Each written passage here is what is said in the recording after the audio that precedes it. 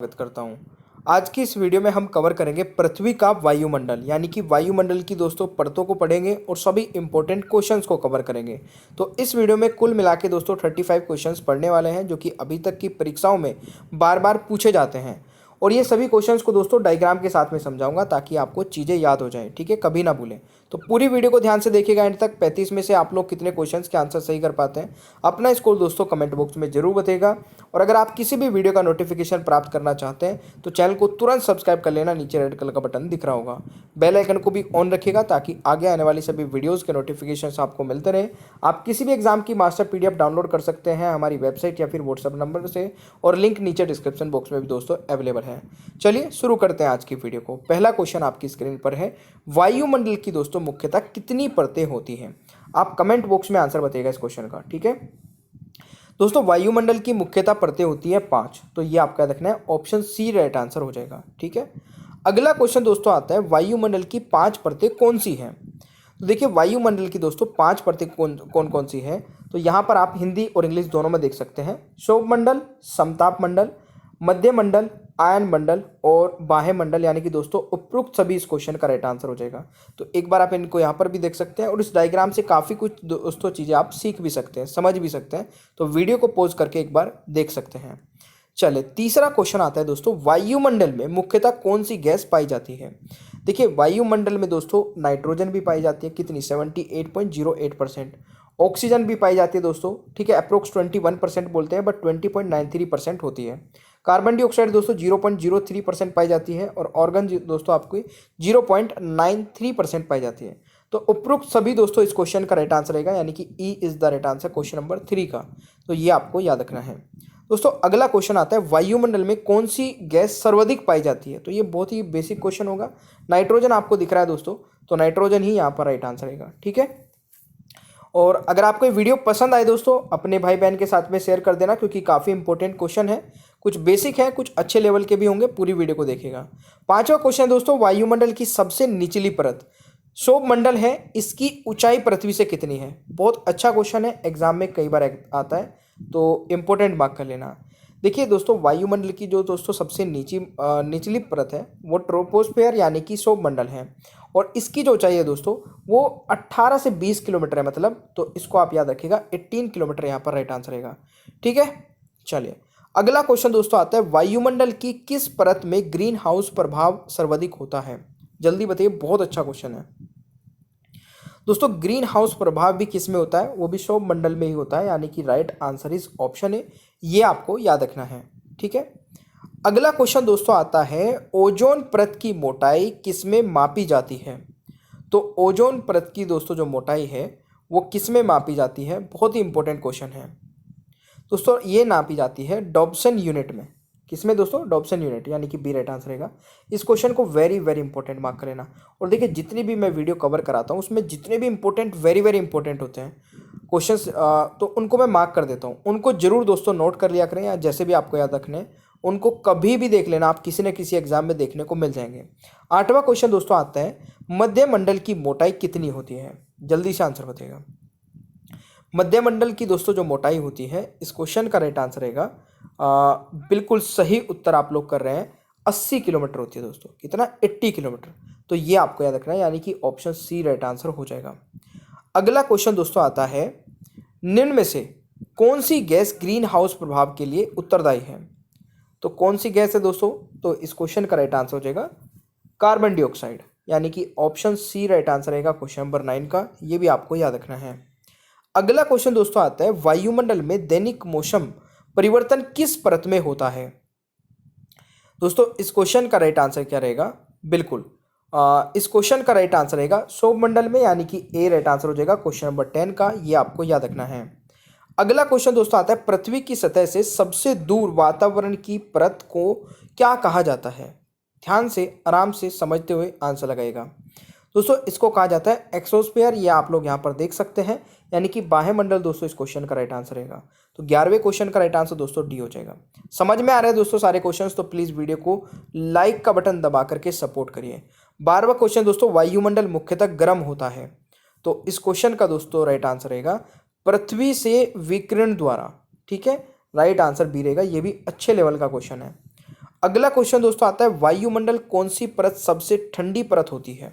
वायुमंडल की कौन सी परत दोस्तों सबसे ठंडी परत होती है? तो राइट आंसर दोस्तों हो जाएगा मध्यमंडल, यानी कि ऑप्शन ए राइट आंसर रहेगा क्वेश्चन नंबर 13 का। अगला क्वेश्चन दोस्तों आता है, उपग्रह वायुमंडल परत में स्थित होता है। तो उपग्रह दोस्तों जल्दी से आंसर बताइएगा। अच्छा, ये उपग्रह होगा संचार उपग्रह, ठीक है, तो इसको करेक्ट कर लेना दोस्तों। संचार उपग्रह किस वायुमंडल परत में उपस्थित होता है? तो ये दोस्तों होता है आयनमंडल में। तो ये इंपॉर्टेंट होगा दोस्तों, ये उपग्रह यहाँ पर होगा संचार उपग्रह, ठीक है, तो प्लीज इसको करेक्ट कर लेना। चलिए अगला क्वेश्चन दोस्तों आता है, वायुमंडल के किस परत में हवाई जहाज उड़ते हैं? तो वायुमंडल की दोस्तों किस परत में हवाई जहाज उड़ते हैं? तो इस क्वेश्चन का दोस्तों राइट आंसर क्या रहेगा? समताप मंडल में, यानी कि right answer is option C. ये आपको याद रखना है। अगला क्वेश्चन दोस्तों आता है, वायुमंडल की परत शोभमंडल सबसे गर्म क्यों होती है? दोस्तों इस क्वेश्चन का राइट आंसर क्या रहेगा? बिल्कुल, पृथ्वी की परत से गर्म हो जाती है, यानी कि right answer is option C. ये आपको याद रखना है क्वेश्चन नंबर 16 के बारे में। अगला क्वेश्चन दोस्तों आता है, वायुमंडल की कौन सी परत रेडियो तरंग को परिवर्तित करती है? इस क्वेश्चन का दोस्तों राइट आंसर क्या रहेगा? बिल्कुल आयनमंडल, यानी कि दोस्तों सी राइट आंसर हो जाएगा। देखिए जो अब क्वेश्चन चल रहे हैं ना, अगर काफ़ी सारे स्टूडेंट क्या होंगे कि स्टार्टिंग में वीडियो देखेंगे 2-4 मिनट, फिर वो छोड़ के चले जाते हैं। तो अभी जो क्वेश्चन आ रहे हैं दोस्तों सारे एग्जाम के लिए इंपॉर्टेंट है, ध्यान से अभी इनको देखते रहिएगा। समताप मंडल की मोटाई कितनी होती है? वेरी वेरी इंपॉर्टेंट है। इस क्वेश्चन का दोस्तों राइट आंसर रहेगा 50 किलोमीटर, यानी कि बी राइट आंसर रहेगा क्वेश्चन नंबर 18 का। अगला क्वेश्चन दोस्तों आता है, कौन सी परत सूर्य से आने वाली हानिकारक किरण पराबैंगनी किरण से बचाती है? दोस्तों इस क्वेश्चन का राइट आंसर रहेगा आपका समताप मंडल, यानी कि बी राइट आंसर रहेगा क्वेश्चन नंबर 19 का। अगला क्वेश्चन दोस्तों आता है, वायुमंडल की किस परत में बादलों का घनत्व सबसे अधिक होता है? तो बादलों का घनत्व दोस्तों सबसे अधिक होता है किसमें? शोभमंडल में, यानी कि बी राइट आंसर होगा क्वेश्चन नंबर 20 का। ये आपको याद रखना है। अगला क्वेश्चन दोस्तों आता है, वायुमंडल की किस परत का तापमान स्थिर रहता है? तो वायुमंडल की दोस्तों किस परत का तापमान स्थिर रहता है? इस क्वेश्चन का राइट आंसर रहेगा समताप मंडल, यानी कि सी राइट आंसर रहेगा क्वेश्चन नंबर 21 का। अगला क्वेश्चन दोस्तों आता है, वायुमंडल के किस परत को संवहन मंडल भी कहते हैं? तो इस क्वेश्चन का दोस्तों राइट आंसर रहेगा शोभमंडल को, यानी कि बी राइट आंसर हो जाएगा क्वेश्चन नंबर 22 का। अगला क्वेश्चन दोस्तों आता है, वायुमंडल के किस परत में बादल गरजते हैं? दोस्तों इस क्वेश्चन का राइट आंसर रहेगा, वायुमंडल की किस परत में बादल गरजते हैं? शोभमंडल की, यानी कि बी राइट आंसर हो जाएगा क्वेश्चन नंबर 23 का। अगला क्वेश्चन दोस्तों आता है, वायु जो पूरी पृथ्वी को कंबल के समान ढके रहती है उसे क्या कहते हैं? वेरी वेरी इंपॉर्टेंट है भाई, मार्क कर लेना इसको, वेरी वेरी इंपॉर्टेंट। तो 24वें क्वेश्चन का दोस्तों राइट आंसर रहेगा वायुमंडल, यानी कि ऑप्शन बी राइट आंसर रहेगा, इसमें कंफ्यूज नहीं होना है। अगला क्वेश्चन दोस्तों आता है, वायुमंडल में सर्वाधिक मात्रा में विद्यमान अक्रिय गैस कौन सी है? दोस्तों इस क्वेश्चन का राइट आंसर रहेगा ऑर्गन गैस, यानी कि ए राइट आंसर रहेगा क्वेश्चन नंबर 25 का। अगला क्वेश्चन दोस्तों आता है, वायुमंडल की कौन सी परत उल्लेखाओं पिंड से बचाती है? दोस्तों इस क्वेश्चन का राइट आंसर क्या रहेगा? मध्यमंडल, बिल्कुल सही है, right answer is option A. ये आपको याद रखना है। दोस्तों अगला क्वेश्चन आता है, सौरमंडल में तापमान ऊंचाई के साथ खालिस्तान होता है। तो देखिए सौरमंडल में दोस्तों जब ऊपर की तरफ को चलेंगे ना तो तापमान में क्या हो जाएगा दोस्तों? घटता चला जाएगा, ठीक है, यानी कि राइट आंसर ऑप्शन ए रहेगा। और ये क्वेश्चन बहुत इंपॉर्टेंट है, कई बार एग्जाम में आ चुका है, ध्यान रखिएगा। सौरमंडल में जब ऊपर की तरफ को जाते हैं दोस्तों तापमान घटता है। अगला क्वेश्चन दोस्तों आता है, आयनमंडल की मोटाई कितनी होती है? इस क्वेश्चन का दोस्तों राइट आंसर रहेगा 80 से 640 किलोमीटर, यानी कि सी राइट आंसर रहेगा क्वेश्चन नंबर 28 का। अगला क्वेश्चन दोस्तों आता है, कौन सी परत सूर्य से आने वाली हानिकारक किरण पैरामैग्नेटिक किरण से बचाती है? दोस्तों 29वें क्वेश्चन का राइट आंसर क्या रहेगा? समताप मंडल, ठीक है, ये आपका रखना है। अच्छा, इसको ओजोन लेयर परत भी बोल देते हैं कभी कभी, क्योंकि इसी में दोस्तों ओजोन लेयर परत होती है और ये कई बार एग्जाम में आ चुके हैं, ठीक है ना, तो ये जरूर आपको ध्यान रखना है। अगला क्वेश्चन दोस्तों आता है, मंडल की किस परत में ओजोन लेयर पाई जाती है? दोस्तों इस क्वेश्चन का राइट आंसर क्या रहेगा? वायुमंडल की किस परत में ओजोन लेयर पाई जाती है? तो ये समताप मंडल में ही पाई जाती है, ठीक है। बी राइट आंसर हो जाएगा। अगला क्वेश्चन है वायुमंडल की किस परत में ओजोन लेयर पाई जाती है। अरे ये वाला क्वेश्चन दो बार हो गया क्या, चले तो ये अभी आपको बता ही दिया मैंने। अगला क्वेश्चन है वायुमंडल की किस परत में मौसमी घटनाएं पाई जाती हैं।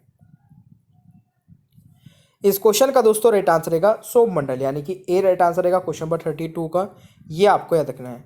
अगला क्वेश्चन है वायुमंडल में ऑक्सीजन कितने प्रतिशत पाया जाता है। दोस्तों वायुमंडल में ऑक्सीजन कितने प्रतिशत पाया जाता है, 20.9%, यानी कि बी राइट आंसर रहेगा क्वेश्चन नंबर 33 का। अगला क्वेश्चन है कितनी ऊंचाई पर जाने से 1 डिग्री सेल्सियस कम हो जाता है। ध्यान से समझिएगा दोस्तों, वेरी वेरी इंपॉर्टेंट क्वेश्चन है, ठीक है। कितनी ऊंचाई पर जाने से 1 डिग्री सेल्सियस कम हो जाता है दोस्तों, 20.9 सॉरी ये 165 मीटर ऊपर जाएंगे जैसे ही, तो 1 डिग्री जो सेल्सियस है वो कम हो जाएगा। अगला क्वेश्चन है वायुमंडल की ऊपरी परत के अध्ययन को क्या कहते हैं। दोस्तों ये भी बहुत अच्छा क्वेश्चन है, इसीलिए बोलता हूँ कि पूरी वीडियो को देखा करें, एक एक क्वेश्चन एग्जाम ओरिएंटेड कराता हूँ। इस क्वेश्चन का दोस्तों राइट आंसर रहेगा एरोलॉजिस को बोलते हैं, ठीक है, याद रखिएगा। अगला क्वेश्चन दोस्तों आता है वायुमंडल की किस परत का घनत्व सबसे ज्यादा होता है। दोस्तों इस क्वेश्चन का राइट आंसर रहेगा वायुमंडल की किस परत का जो घनत्व है वो सबसे ज्यादा होता है, तो ये होता है दोस्तों सौरमंडल की, यानी कि ए राइट आंसर रहेगा क्वेश्चन नंबर 36 का। अगला क्वेश्चन दोस्तों आता है वायुमंडल की सबसे निचली परत कौन सी होती है। तो वायुमंडल की दोस्तों सबसे निचली परत कौन सी होती है, इस क्वेश्चन का राइट आंसर क्या रहेगा, सौरमंडल दोस्तों इसको बोलते हैं, ठीक है, तो ये आपको याद रखना है, तो याद रखना है। अगला क्वेश्चन दोस्तों आता है 1 किलोमीटर की ऊंचाई पर जाने से कितने डिग्री की कमी आती है। अगर 1 किलोमीटर दोस्तों, ठीक है, ऊंचाई पर जाएंगे तो कितने डिग्री की कमी आएगी, तो इस क्वेश्चन का दोस्तों राइट आंसर रहेगा 6.5 डिग्री सेल्सियस की। ये भी अच्छे लेवल का क्वेश्चन है, एग्जाम ओरिएंटेड है। अगला क्वेश्चन दोस्तों यहाँ पर ये आपका दोस्तों वायु जो पृथ्वी को कंबल के समान ढके रहते हैं उसे क्या कहते हैं। दोस्तों ये टेस्ट वाला क्वेश्चन है, तो इसका आंसर सभी स्टूडेंट को बताना है, क्योंकि इसी वीडियो का क्वेश्चन है, अगर आप लोगों ने ध्यान से पढ़ा होगा तो आप इसका आंसर जरूर बता देंगे। तो फटाफट इस क्वेश्चन का आंसर बताएगा। दोस्तों आपको मैं बता दूं कि हमारी जितनी भी मास्टर पीडीएफ है, चाहे वो साइंस की मास्टर पीडीएफ, जीके की मास्टर पीडीएफ हो या फिर करंट अफेयर की मास्टर पीडीएफ हो, इनमें हमने दोस्तों जो क्वेश्चंस लिए हैं ना वो बिल्कुल एग्जाम ओरिएंटेड है। अगर आप इनको मान लीजिए किसी भी एक पीडीएफ को डाउनलोड कर लीजिए, मैं ये नहीं बोलता हूँ सभी को डाउनलोड करिए। अगर आपको कंटेंट अच्छा लगे, आपने साइंस की ले ली, अगर साइंस का कंटेंट आपको अच्छा लगे तो जीके की ले लेना, जीके की ले ली तो आप उसके बाद आप साइंस की ज्वाइन कर सकते हैं। किसी भी एग्जाम की तैयारी कर रहे हो ना, सबके लिए हेल्पफुल रहेगी। आप हमारे या तो व्हाट्सअप नंबर पे जा सकते हैं या फिर वेबसाइट पे जाएंगे तो सबसे बेस्ट रहेगा। व्हाट्सअप नंबर पर आपकी कोई भी क्वेरी है तो आप पूछ सकते हैं, अपनी प्रॉब्लम को सोल्व करा सकते हैं।